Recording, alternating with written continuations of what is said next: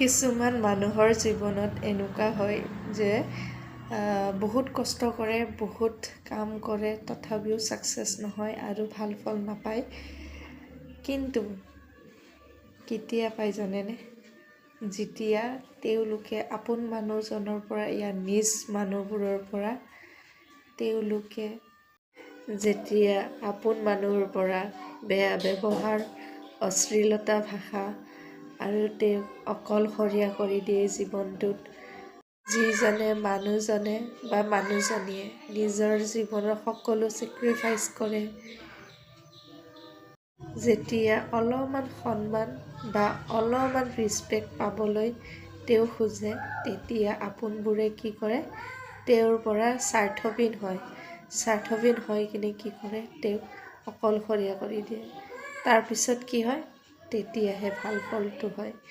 তেওঁ ইমান দিনে যে কষ্ট কৰি আছিলে, পৰা নাছিলে, কিন্তু যেতিয়া আপোন মানুহৰ পৰা যেতিয়া এইবোৰ অসতা অব্যৱহাৰবোৰ পায়, তেতিয়া তেওঁ মানুহজনৰ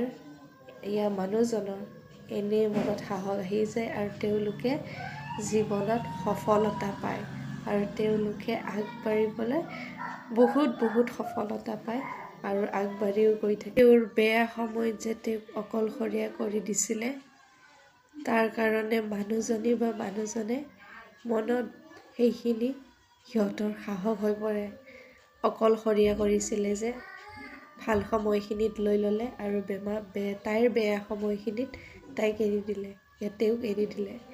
তাৰ কাৰণে মানুহজনীয়ে সেই অপমানবোৰে তেওঁলোকৰ মনত সাহস দিয়ে আৰু সেই অপমানবোৰে ভাবি জীৱনটো ইমান তেওঁলোকৰ ছাকচেছ হৈ পৰে যে সেই মানুহজনে আপোনাক ইমান অশান্তি কৰিলে যে আপুনি নিজৰ পথ নিজে বাছি ল'ব লগা হ'ল আৰু তাৰ কাৰণে নিজৰ জীৱনটো তেওঁৰ অশান্তি পাই নিজৰ জীৱনটো তেওঁৰ অশান্তিৰ পৰাই সাহস পালে আপুনি আৰু নিজৰ পথ নিজে বাছি ওলালে।